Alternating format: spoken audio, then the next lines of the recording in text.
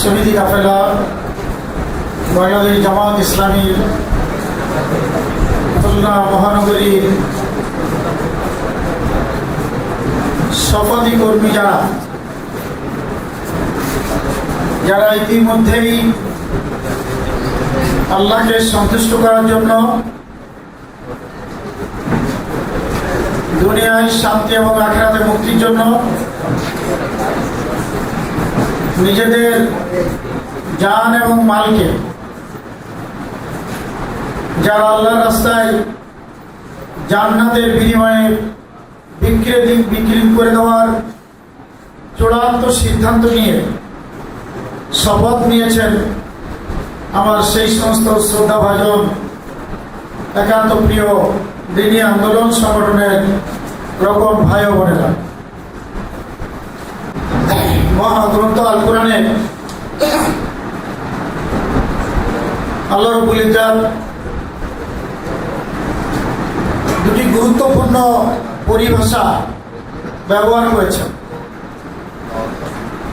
একটি হলো নবুয়ত আর একটা হলো শাহাদাত।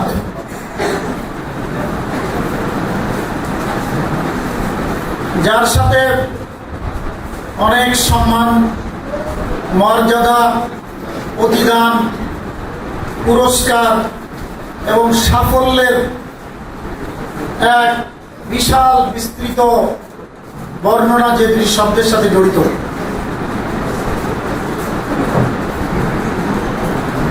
নবুয়তের পর্ব আমাদের প্রিয় নেতা জনাবে মুহাম্মদুর রাসূলুল্লাহ সাল্লাল্লাহু আলাইহি ওয়াসাল্লাম, তিনি খাতামান নবীন, তার মাধ্যমেই শেষ হয়ে গিয়েছে। কিন্তু শাহাদাতের যে মর্যাদা, শাহাদাতের যে শব্দ, এইটা শেষ হবে কি আমাদের আগ পর্যন্ত চলবে। এটা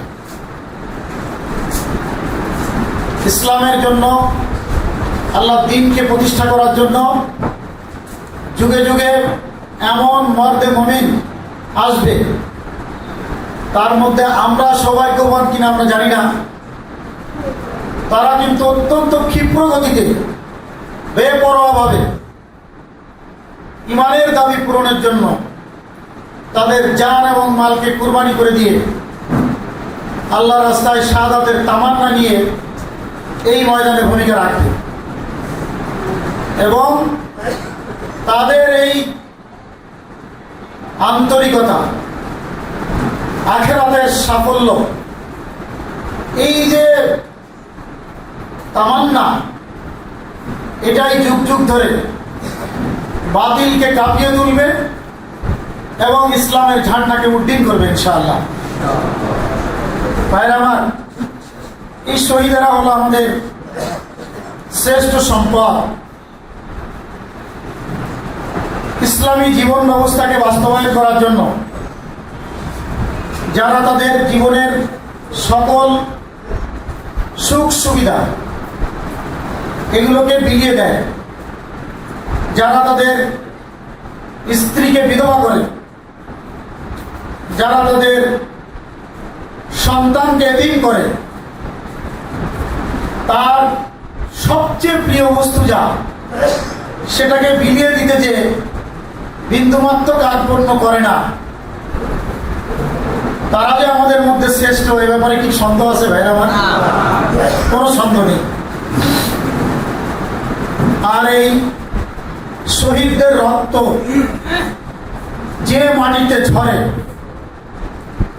সেই মাটি টুডে আর টুমরো ইসলামী আন্দোলনের জন্য উর্বর হবেই হবে ইনশাআল্লাহ, এবং সেখানে ইসলাম প্রতিষ্ঠিত হবে, বাতিল বিতাড়িত হবে ইনশাআল্লাহ। তার কারণে এর রক্ত কোনোদিনও বৃথা যায় না, যেতে পারে না। সুতরাং এই শহীদ ভাইরা যারা দ্বীনকে প্রতিষ্ঠা করার জন্য তাদের জীবনের সবচেয়ে মূল্যবান সম্পদকে বিলিয়ে দেয়, তারা আমাদের জন্য অনুপ্রেরণা। আল্লাহ দ্বীনের পথে চলার জন্য তারা আমাদের জন্য অনেক উৎস এবং উদ্দীপনা আমাদের মাঝে রেখে যায় প্রতিটি ক্ষণে ক্ষণে। এই শহীদরা আমাদের শ্রেষ্ঠ সম্পদ। যারা আমরা ঈমানের দাবিদার, তারা যদি তাদের রেখে যাওয়া কাজকে এই ময়দানে বাস্তবায়ন করার জন্য যথাযথ ভূমিকা না রাখতে পারি, তাহলে ঈমানের দৃষ্টিতে সত্যবাদিতার পরিচয় আমরা দিতে পারলাম কিনা সেই প্রশ্ন এসে দেখা দিবে। শহীদদের মর্যাদা আমাদের কাছে যেমন, আল্লাহর কাছেও তেমনি। ইসলামের দৃষ্টিতে শহীদদের মর্যাদা অনেক। আমি এই ব্যাপারে যে একটি কথা বলেই পরবর্তী আলোচনায় যেতে চাই। ভাইরা আমার, শহীদরা মরে না, এ কথা আমার আর আপনার না। কে বলেছেন এটা? স্বয়ং আল্লাহই বলেছেন যে শহীদরা কোনোদিনও মরে না। এই ব্যাপারে পবিত্র কালামে হাকিমের সূরা বাকারা 155 নম্বর আয়াত, যা আমাদের খুবই পরিচিত, আমরা জানি। সেই আয়াতে আল্লাহ রাব্বুল ইজ্জত কি বলেছেন? ওয়ালা তাকুলু লিমান ইউকতালু ফি সাবিলিল্লাহি আমওয়াত বাল আহইয়াউ ওয়ালাকিন লা তাশউরুন। যারা আল্লাহর রাস্তায় সংগ্রাম করতে যেয়ে তাদের জীবনকে বিলিয়ে দেয়, তাদেরকে তোমরা মৃত বলো না। তারা জীবিত, কিন্তু তোমরা তা বুঝতে পারো না। এ কথা কার ভাই আমার? আল্লাহ বলেছেন এই কথা কোরআনে। শহীদরা কখনো মরে না। কোরআনের আরো একটি আয়াত আমরা খেয়াল করি। সেই আয়াতটা হলো সূরা আল ইমরানের 169 169 নম্বর আয়াত। সেখানেও আল্লাহ সেম কথাই বলছেন। সেটা কি? ওয়ালা তাহসাবান্নাল্লাযীনা কুতিলু ফি সাবিলিল্লাহি আমওয়াত বাল আহইয়াউ ইনদা রাব্বিহিম ইয়ারযাকুন। আল্লাহ এখানে পরিষ্কারভাবে একটি কথা বলে দিচ্ছেন। সূরা আল ইমরানের কয় নম্বর আয়াত? 169 নম্বর আয়াত। সেখানে আল্লাহ বলে দিচ্ছেন যে যারা আল্লাহর রাস্তায় নিহত হয় তাদেরকে তোমরা মৃত বলো না। তারা আল্লাহর কাছ থেকে কি পায়? রিজিক পায়। সম্মানিত ভাইরা, খেয়াল করে দেখুন, যারা আল্লাহর দ্বীনকে প্রতিষ্ঠা করার জন্য এইভাবে জান এবং মালকে বাজি রেখে মাঠে ময়দানে ভূমিকা রেখে নিজের জীবনটাকে দিয়ে দেওয়ার জন্য সিদ্ধান্ত নেয়, সবাইকে আল্লাহ শহীদ হিসেবে কবুল করে না। বাগানের শ্রেষ্ঠ ফুলগুলোকেই মালি এবং একজন পছন্দের মানুষ যে ফুলকে ভালোবাসে সে যেমন উঠিয়ে নেয়, ঠিক তেমনি ভাবে আল্লাহ যাদেরকে চান তারাই শুধুমাত্র এই নিয়ামতের ভাগিদার হতে পারে। তাহলে আমাদের শহীদরা কখনো মরে না, তারা জীবিত। আমরা বুঝতে পারি না, টের পাই না। ভাইরা আমার, হাদিসে আল্লাহ রাসূল সাল্লাল্লাহু আলাইহি ওয়াসাল্লাম বলছেন, যারা শাহাদাত বরণ করে তারা জান্নাতের সবুজ পাখি হয়ে বিচরণ করে। সম্মানিত উপস্থিতি, আমার রকম ভাই বোনেরা, চিন্তা করে দেখুন যে মর্যাদা কোথায়। তারা মরে না, তারা রিজিক প্রাপ্ত হয়, তারা জান্নাতের ভিতরে ঘুরে বেড়ায়, বিচরণ করে। তাহলে তাদের মর্যাদা কত বেশি। খেয়াল করুন, খেয়াল করে দেখেন, একটা শাহাদাতের সময় মৃত্যুর যে কঠিন যন্ত্রণা, মানে মর্যাদার দিক থেকে খেয়াল করেন, আমি 2 নম্বর বলছি। মৃত্যুর যে কঠিন যন্ত্রণা, এই মৃত্যুর কঠিন যন্ত্রণা থেকে যারা শহীদ হয় তারা রক্ষা পায়। তাদের রক্তের ফোঁটা মাটিতে পড়ার সাথে সাথে আল্লাহ তাদেরকে মাফ করে দেন, তাদের জন্য জান্নাতের ফয়সালা হয়ে যায়। ভাইরা আমার, এই শহীদেরা খেয়াল করে দেখুন, আল্লাহ রাসূল সাল্লাল্লাহু আলাইহি ওয়াসাল্লাম বলেছেন, পিঁপড়ায় কামড় দিলে যেমন সামান্য ব্যথা পায় মানুষ, যারা শাহাদাত বরণ করেন তাদের মৃত্যুটা ঠিক সেইভাবেই হয়। খেয়াল করে দেখেছেন, মালাকুল মাউত যখন মানুষের কাছে এসে যায়, যারা কাছে থেকে মানুষের মৃত্যু দেখেছেন নিশ্চয়ই বুঝতে পারেন, পিপাসায় বুকের ছাতি ফেটে যায়। আটলান্টিক মহাসাগর, প্রশান্ত মহাসাগরের পানি এনেও যদি তার কাছে দেন, তার পিপাসা নিবারিত হয় না, ঠিক না? চোখ বিস্ফোরিত হয়ে যায়, চোখ উল্টে যায়, দিক বিদিক মানুষ জ্ঞান শূন্য হয়ে যায়। সেখানে শহীদরা সেই মর্যাদার অধিকারী হয়। ভাইরা আমার, খেয়াল করে দেখুন আপনারা, এরপরের মর্যাদার কথা চিন্তা করো। কাল কিয়ামতের কঠিন ময়দানে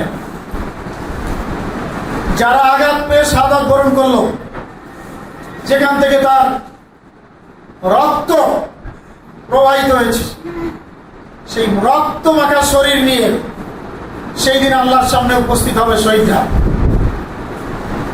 যাদের রক্ত থেকে মেশকাম্বরের ঘ্রাণ বের হবে। চিন্তা করে দেখুন এই মর্যাদা কত বেশি। শহীদ যারা হয় তাদের মর্যাদার ব্যাপারে আরো অনেক কথা। শহীদদের মর্যাদা এত বেশি,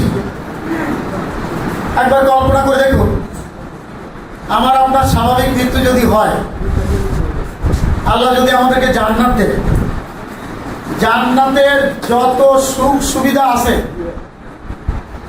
সব পাওয়ার পরে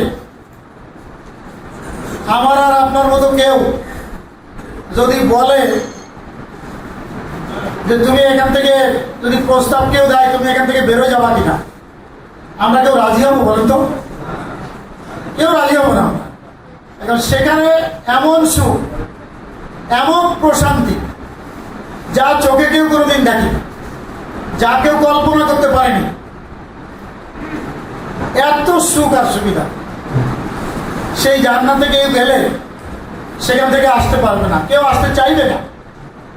কিন্তু এক শ্রেণীর মানুষ, আল্লাহ তাদেরকে জিজ্ঞেস করবে যে বান্দা তুমি আমার কাছে কি চাও?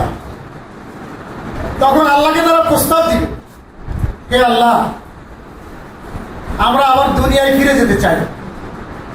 কেন দুনিয়ায় ফিরে যেতে চাই? এই কারণে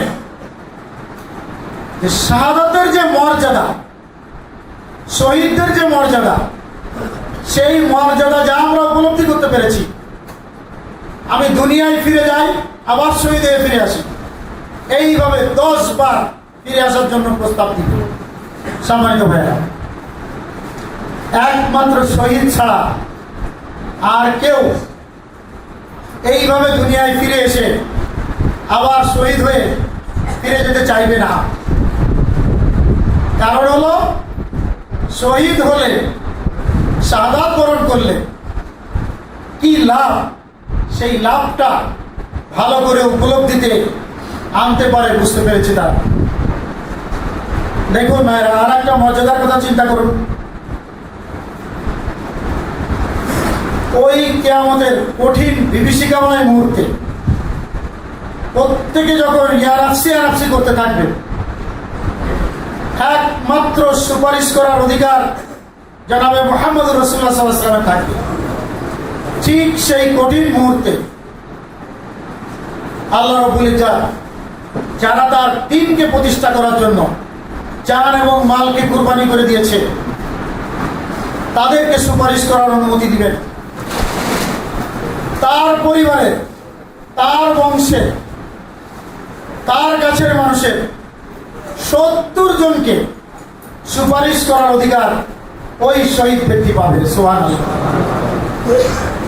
খেয়াল করে দেখুন, এই অধিকার আমার আর আপনার স্বাভাবিক মৃত্যুতে কারো থাকবে না।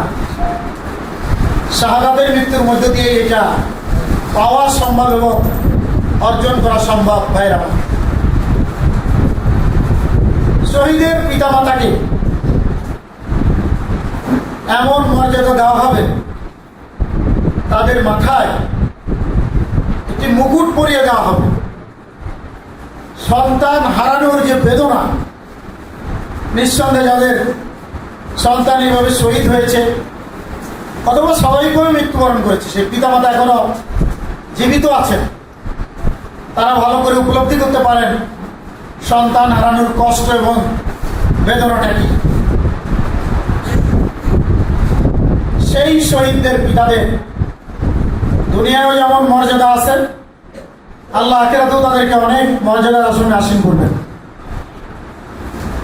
দেখেন, বলা হচ্ছে শহীদের পিতাদেরকে একটি সম্মানের টুপি পরিয়ে দেওয়া হবে, যার একটি ইয়াকুব, পৃথিবী এবং পৃথিবীর মধ্যে যা কিছু আছে তার থেকে উত্তম।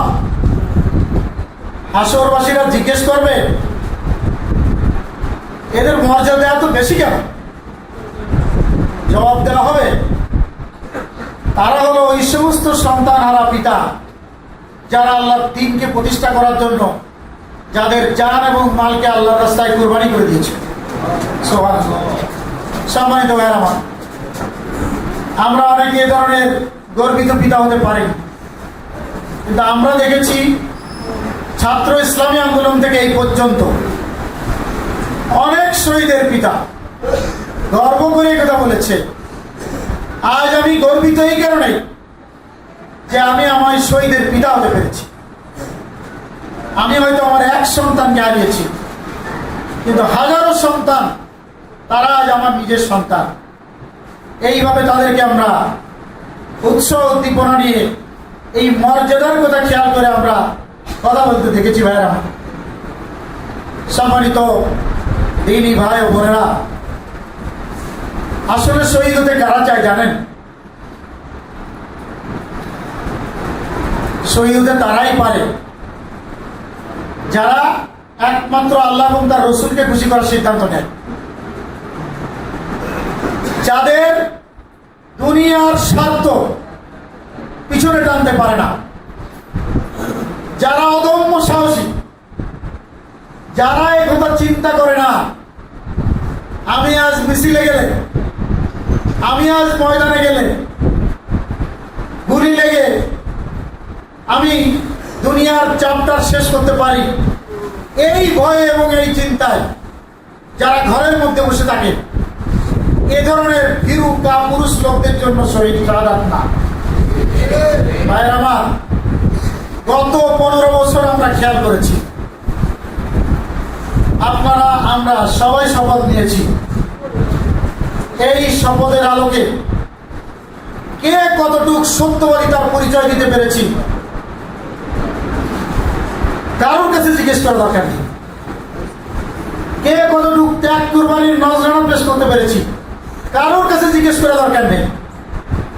আপনি আর আমি আমার নিজের বিবেককে জিজ্ঞেস করি, রেজাল্ট পেয়ে যাব যে আমার কোথায় থাকার কথা ছিল আর আমি কোথায় ছিলাম। যে জান এবং মাল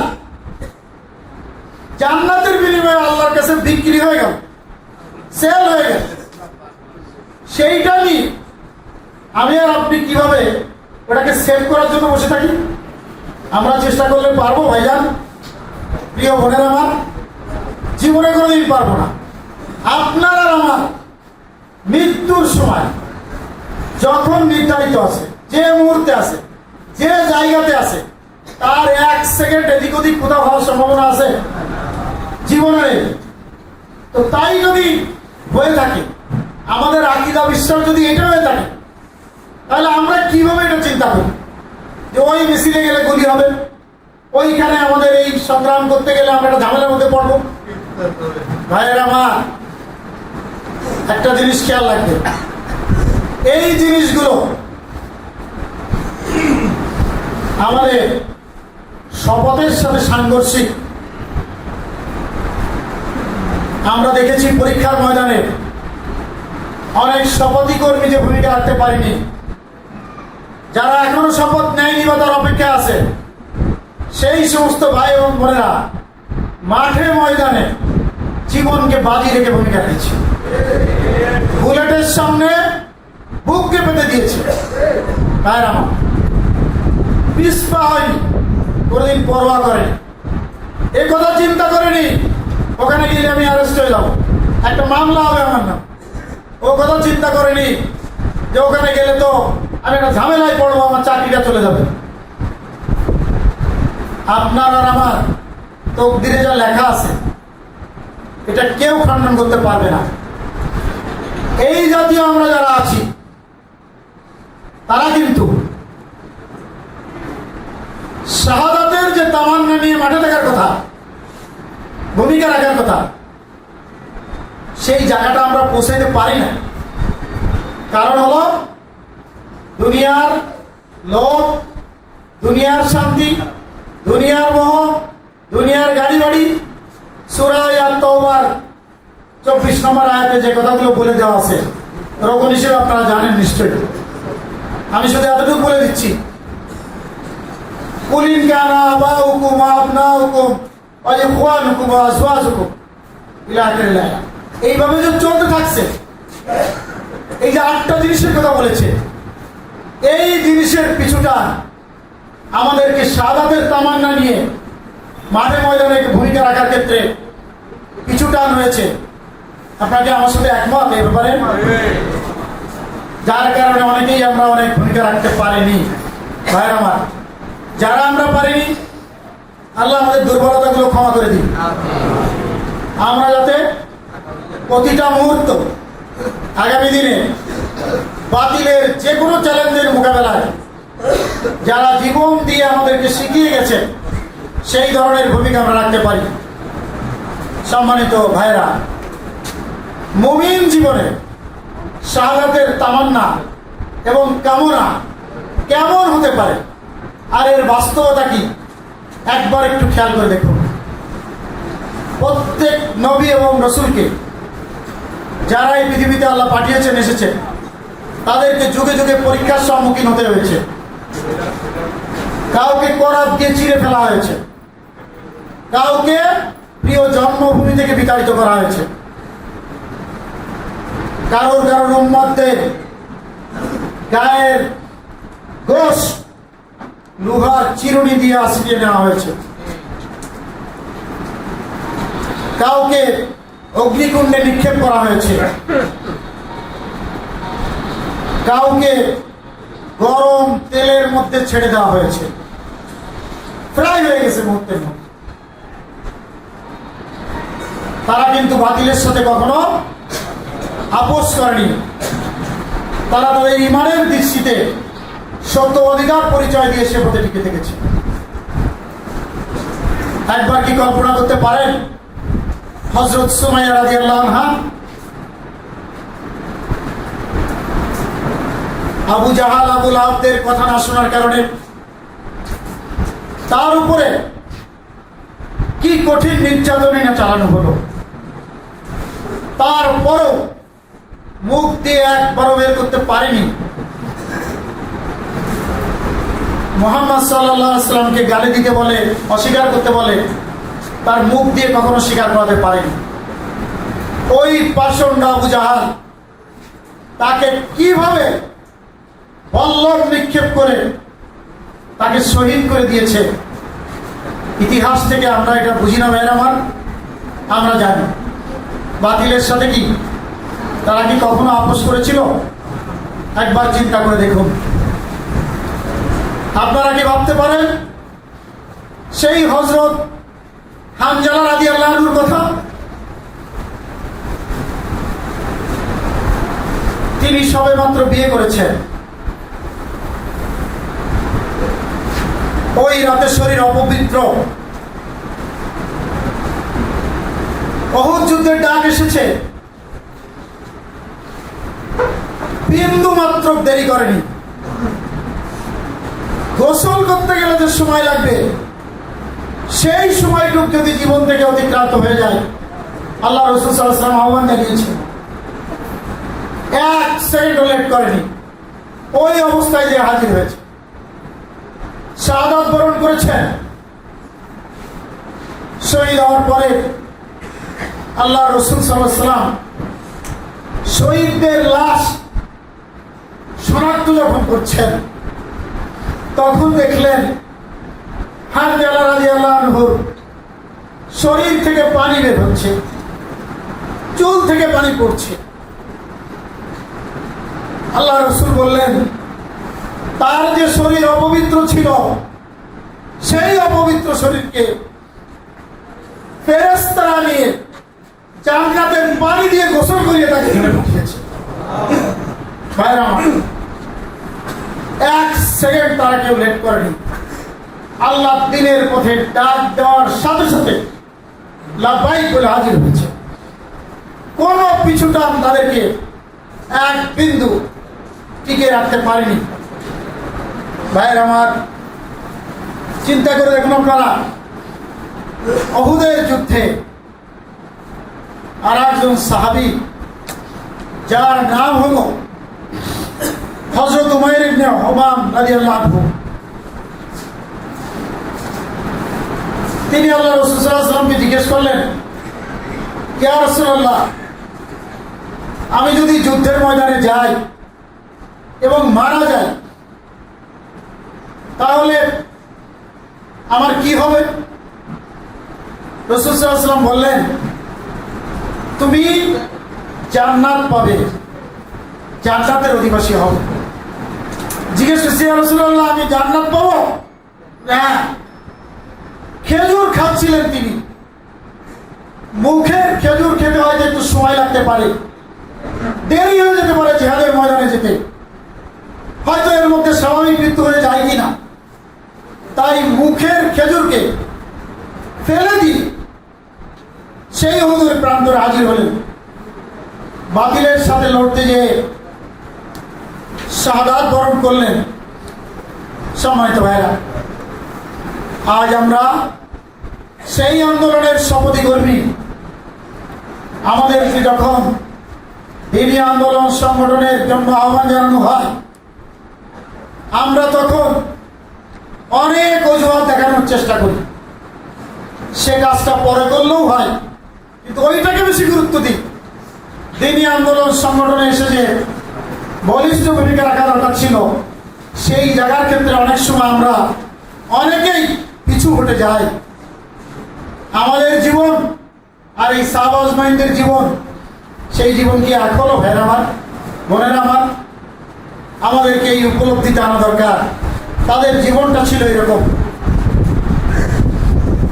আমরা আমাদের বাংলাদেশের প্রেক্ষাপটে যদি একটু বিবেচনা করি, ইসলামী শিক্ষা আন্দোলনের প্রথম শহীদ আব্দুল মালেক অনেক মেধাবী একজন মানুষ। এসএসসি এইচএসসিতে স্ট্যান্ড করা, ঢাকা বিশ্ববিদ্যালয়ের বায়োকেমিস্ট্রি ছাত্র। এদেশে ইসলামী শিক্ষা থাকবে কি থাকবে না, সেই আন্দোলনে যিনি বলিষ্ঠ ভূমিকা রাখছিলেন, পুরোধার বক্তব্য উপস্থাপন করেছিলেন। সকল ছেলেমেয়েরা ইসলামের পক্ষে রায় দিয়েছিল, কিন্তু ওই বাতিল শক্তি তোফায়েল আহমেদ, হাসানুর হক ইনুরা সেদিন শহীদ আব্দুল মালিক ভাইকে সহ্য করতে পারেনি। ভাইরা আমার, রেস কোর্সের ওই ময়দানে, আজ সোহরাওয়ার্দী উদ্যান যেটাকে বলে, আমার মালিক ভাইকে একটা ইটের উপরে মাথা রেখে আর একটা ইট দিয়ে ঠেকলে দেওয়া হয়েছিল। লোহার রড তার মাথার মধ্যে ঢুকিয়ে দেওয়া হয়েছিল। ভাইরা আমার, মালিক ভাই সেদিন বাতিলের সাথে আপোষ করেননি। তিনি ছিলেন আমাদের অনুপ্রেরণার উৎস। আজও শহীদ আব্দুল মালিককে আমরা স্মরণ করি। তিনি যদি সেটা করতেন, তাহলে আজ হয়তো ইতিহাস অন্যভাবে লেখা হতো। সম্মানিত উপস্থিতি, আমার ভাই বোনেরা, আপনাদের কি 82 সালের সেই রাজশাহীর মতিহারের সবুজ চত্বরের কথা মনে পড়ে, যেখানে আমাদের সাব্বির, হামিদ, আয়ুব, জব্বার ভাইকে ওরা নির্মমভাবে শহীদ করেছিল। ইটের উপরে মাথা রেখে আরো ইট দিয়ে ওই বাতিলেরা সেদিন মাথার মগজ বের করে দিয়েছিল। তারা কখনো বাতিলের সাথে আপোষ করেনি। এই শহীদেরা আমাদের জন্য উজ্জ্বল দৃষ্টান্ত হয়ে থাকবে। তারা জান এবং মালকে কিভাবে প্রমাণ করে দিতে হয় আল্লাহর রাস্তায় কোরবানি করার জন্য বাস্তব সাক্ষী হিসেবে ভূমিকা রেখেছেন। ভাইয়েরা, আপনারা যদি আমাদের সময়ের কাছাকাছি শহীদ রবিউল ভাই, রাজশাহী বিশ্ববিদ্যালয়, যশোরের ঘানাপুল বাড়ি, মা চিঠি লিখেছে, রবিউল অনেকদিন বাড়ি আসো না, তোমাকে দেখতে আমার মন চাচ্ছে, একবার ঘুরে যাও। মায়ের চিঠির জবাবে রবিউল লিখেছে, মা, বিশ্ববিদ্যালয়ের অবস্থা ভালো না, বাতিল শক্তি আমাদেরকে উৎখাত করার চেষ্টা করছে। এখান থেকে আমাদের বৈঠকের সিদ্ধান্ত হয়েছে এই বাতিল শক্তির হাতে আমরা ক্যাম্পাস ছেড়ে দিয়ে যেতে পারি না। দায়িত্বশীল আমাকে ছুটি দিচ্ছে না, আমিও ছুটি চাইতে পারছি না। এই অবস্থায় ক্যাম্পাস ছেড়ে যাওয়ার সুযোগ নেই মা।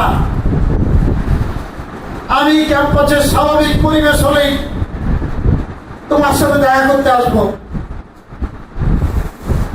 আর যদি শহীদ হয়ে যায়, মা, তুমি আমার জন্য দোয়া করো, তুমি কেঁদো না, তোমার সাথে আমার দেখা হবে জান্নাতের সিঁড়িতে। মায়ের আমার, মা চিঠি পেয়েছে রবিউলের। এর একদিন 2 দিন পরে বিশ্ববিদ্যালয় থেকে শহীদ রবিউলের লাশ তার বাড়িতে এসে হাজির হয়েছে। সবাই কাটাকাটি করছে। তার মা চিৎকার দিয়ে বলছে, তোরা কেউ কাঁদিস না, এই দেখ আমার রবিউলের চিঠি। আমি তাকে আসতে বলেছিলাম, সে আমাকে বলেছে, মা, আমি যদি আসতে না পারি, আমি যদি শহীদ হয়ে যাই, তোমার সাথে আমার জান্নাতের সিঁড়িতে দেখা হবে, তুমি কেঁদো না, তোরা কাঁদিস না, আমার রবিউল কষ্ট পাবে। ভাইয়ের আমার, তার মা তাদেরকে নিষেধ করেছিল। এই ছিল শহীদ যারা তাদের জীবনকে বিলিয়ে দিয়েছে। আমি আপনাদেরকে যদি আরো একজন শহীদের কথা বলি, ডক্টর সৈয়দ আব্দুল্লাহ মোহাম্মদ তাহের ভাই তখন কেন্দ্রীয় সভাপতি। প্রচন্ড খারাপ অবস্থা সারা দেশে। চট্টগ্রামে একটি মিছিল হচ্ছে, সেই মিছিলে কেন্দ্রীয় সভাপতির নেতৃত্বে মিছিল হচ্ছে। বাতিল শক্তি ওই মিছিলে হামলা করবে, বোমা নিক্ষেপ করবে, তাদের পরিকল্পনা। মিছিলটা যখন যাচ্ছে রাজপথ দিয়ে, ডাক্তার সৈয়দ আব্দুল্লাহ মোহাম্মদ তাহের ভাই সহ কেন্দ্রীয় নেতৃবৃন্দকে লক্ষ্য করে ওরা বোম নিক্ষেপ করেছে। এই জিনিস দেখতে পেয়েছে বাইতুস-সরবের পীর সাহেব ছিলেন আব্দুল জব্বার সাহেব, তার ছেলে শহীদ আব্দুর রহিম। এইটা দেখে তাহের ভাইদেরকে ধাক্কা দিয়ে দূরে ফেলে দিয়ে সেই বোম যেটা ফেলেছে সেটা তার গায়ে নিয়ে গেছে। ভাই আমার, জায়গায় সাধারণ বরণ করলেন, নিজের জীবন দিয়ে দায়িত্বশীলকে সেভ করলেন সেদিন শহীদ আব্দুর রহিম। এই তো আমাদের শাহাদাত, যারা আল্লাহর দ্বীনকে প্রতিষ্ঠা করার জন্য এইভাবে ভূমিকা রেখেছে। ভাইয়ের আমার, দূরে যাওয়ার কি আমাদের প্রয়োজন আছে? আজ যদি আপনি খুলনায় আমাদের শহীদদের কথা চিন্তা করেন, শহীদ শেখ বেলাল উদ্দিন ভাই, যিনি ইসলামী সাংস্কৃতিক আন্দোলনের প্রথম শহীদ, মাওলানা আমাদের মতিউর রহমান মল্লিক ভাই এইটা বলেছিলেন আমাদেরকে যে ইসলামী শিক্ষা আন্দোলনের প্রথম শহীদ শহীদ আব্দুল মালেক, আর ইসলামী সাংস্কৃতিক আন্দোলনের প্রথম শহীদ শহীদ শেখ বেলাল। ভাইয়ের আমার, কি অপরাধ ছিল বেলাল ভাইয়ের? তাকে আজ ঝলসে দেওয়া হলো, তাকে পুড়িয়ে মারা হলো। কি অপরাধ করেছিলেন বেলাল ভাই? মুন্সি আব্দুল আলিক ভাইয়ের কি অপরাধ ছিল যাকে বিএল কলেজের মসজিদে ক্ষতবিক্ষত করা হলো, পুকুরের মধ্যে নিক্ষেপ করা হলো?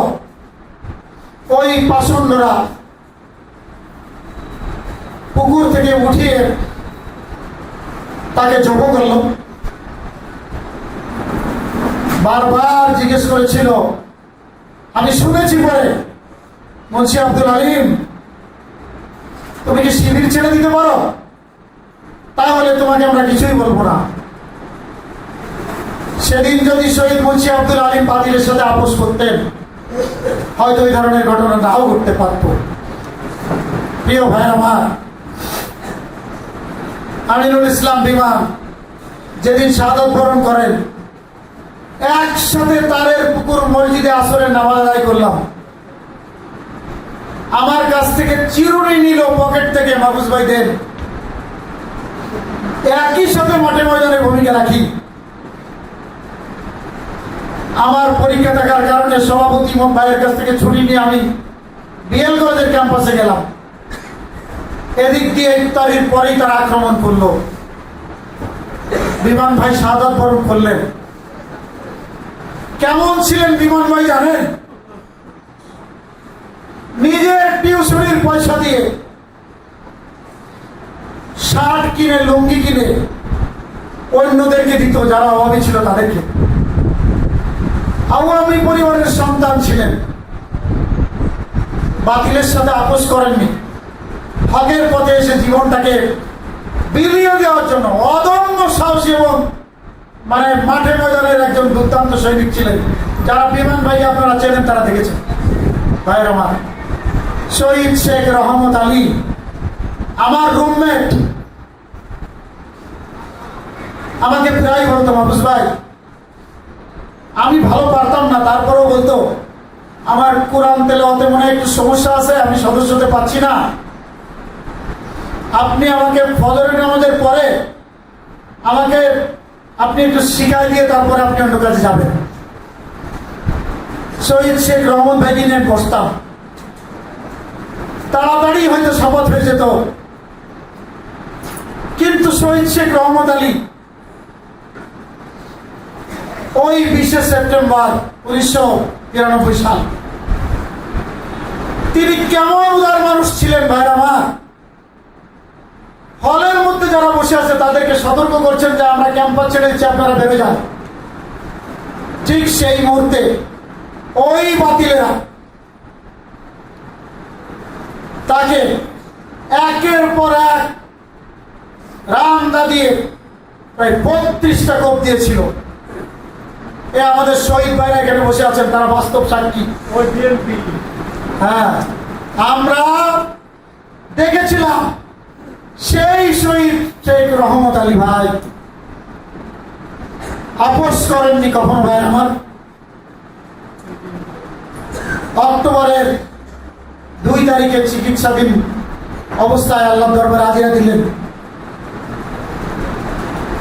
শহীদ আবুল কাসেম পাঠা।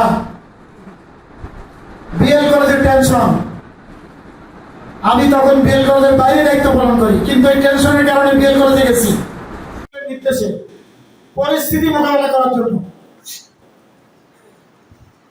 দেখলাম টেনশন, দুপুর পর্যন্ত আমি সেখানে আছি।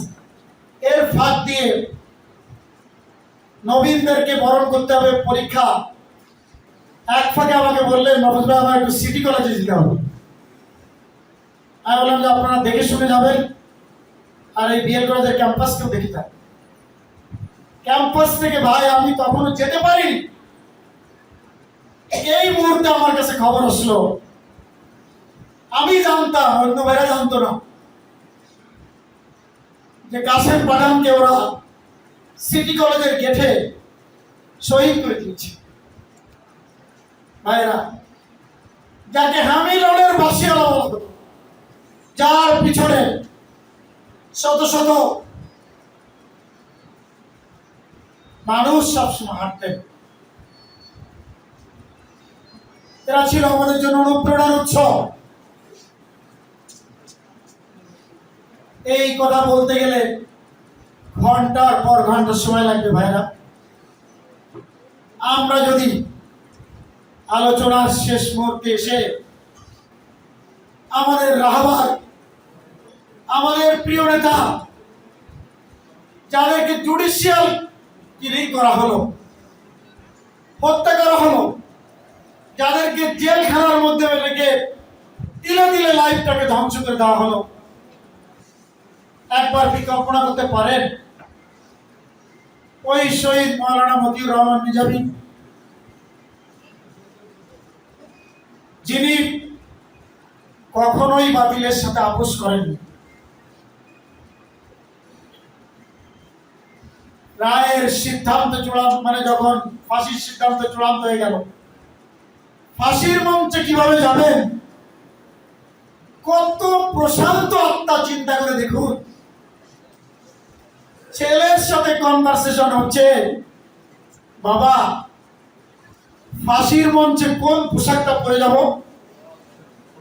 আল্লাহ, কল্পনা করতে পারেন ফাঁসির মঞ্চে কোন পোশাক পরে যাব, সেই আলোচনা কত স্বাভাবিকভাবে করছে। শহীদ কামরুজ্জামান ভাইকে কত লোভনীয় প্রস্তাব দেওয়া হলো, সেটাকে প্রত্যাখ্যান করলেন। শহীদ বীর কাসেম আলী মিন্টু ভাই, যাকে বলা হয়েছিল আপনি রাষ্ট্রপতির কাছে ক্ষমা চান, আপনাকে মাফ করে দেওয়া হবে, তিনি বলেছিলেন আমি কেন রাষ্ট্রপতির কাছে ক্ষমা চাইব, রাষ্ট্রপতি আমার কাছে ক্ষমা চান।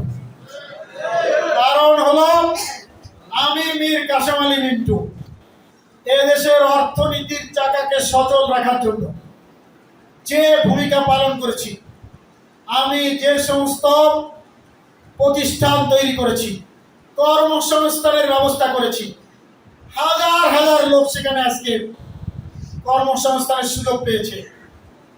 বিশাল একটা অঙ্ক আমার এই সমস্ত প্রতিষ্ঠান থেকে রাজস্ব খাতে জমা পড়ে, অর্থনীতির চাকা সচল থাকে। আমি এই দেশ জাতির কল্যাণের জন্য দেশে বিদেশে ভূমিকা রেখেছি, আমি ইসলামকে প্রতিষ্ঠা করার জন্য কাজ করেছি। আমার প্রতি ফুটা রক্ত এই জমিনে যদি পড়ে, এখানে যে গাছ উৎপন্ন হবে তার শিকড় যাবে বহু গভীরে, আর শাখা প্রশাখা বিস্তৃত হবে বাংলাদেশ সহ সারা দুনিয়া। সুতরাং ক্ষমা আমি তার কাছে চাইবো না, সে আমার কাছে ক্ষমা চাইবে। হাসতে হাসতে চলে গেলেন সবাই। কাদের মোল্লা ভাইয়ের কথা আপনারা শুনেছেন। একদিন সাবেক আমিরে জামাত আমাদের উস্তাদ শ্রদ্ধেয় গোলাম আজম রহমান, তিনি একদিন শহীদ আব্দুল কাদের মোল্লা ভাইকে গলা ধরে বলেছিলেন, সাহাবাদের এই আলোচনা করতে যে এই রশি তো একদিন তোমার গলায় পড়তে পারে। আল্লাহু আকবার। আল্লাহ হয়তো কাদের মোল্লা ভাইয়ের জন্য সেটাই কবুল করেছেন, সেই রশি কাদের মোল্লা ভাইয়ের গলায় পড়েছে। মুজাহিদ ভাই আপোষ করেননি বাতিলের সাথে, অত্যন্ত স্বাচ্ছন্দ্যে আমাদের ভাইরা জিজ্ঞেস করেছেন জেল কোডের নিয়ম অনুযায়ী জম টুপি পরিয়ে পিছনে হাত বেঁধে পোশাক করে নিয়ে যেতে হয়। শহীদ আমিরে জামাত বললেন, আমাকে কি একটু এমনি নেওয়া যায় না? আমি তো স্বাভাবিকভাবেই ওইখানে যেতে চাই। এই কারণেই চাই যে মৃত্যুর যে সামান্য কষ্ট পিঁপড়ায় কামড় দেবে, এই ফয়সালা হয়ে যাওয়ার পরেই তো আমি আমার রবের দরবারে চলে যাব। সেখানে তো আমার জন্য আমার জান্নাত অপেক্ষা করছে, ঠিক কিনা ভাইরা আমার? এটা তো আমাদের কোনো কষ্ট পাওয়ার কিছু নেই। সুতরাং ভাইরা আমার, আমাদের এই ভাইরা বাতিলের সাথে আপোষ করেননি। আল্লামা দেলোয়ার হোসেন সাইদি অনেক প্রস্তাব দেওয়া হয়েছিল জেলখানার মধ্যেও, আমাদের অন্যান্য দায়িত্বশীলকেও দেওয়া হয়েছিল। কেউ কি বাতিলের সাথে আপোষ করেছেন? কেউ করেননি। তারা জানতেন শাহাদাতের মর্যাদা কি, দুনিয়া থেকে একদিন চলে যেতে হবে। সুতরাং সেই জায়গাটা যদি শহীদ মৃত্যুর মাধ্যমে যাওয়া যায়, এর থেকে তো আর বড় কিছু থাকতে পারে না ভাইরা আমার।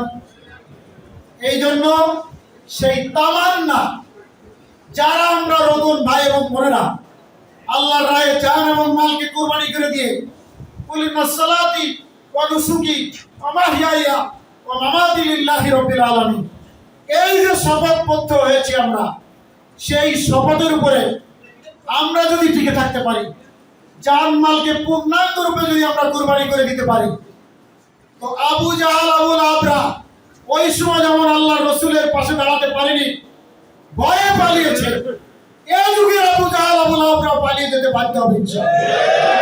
সেই জন্য আমাদেরকে চূড়ান্ত সিদ্ধান্ত নিতে হবে যে আমরা কি মুনাফিকের মৃত্যুবরণ করব না শাহাদাতের মৃত্যুবরণ করব।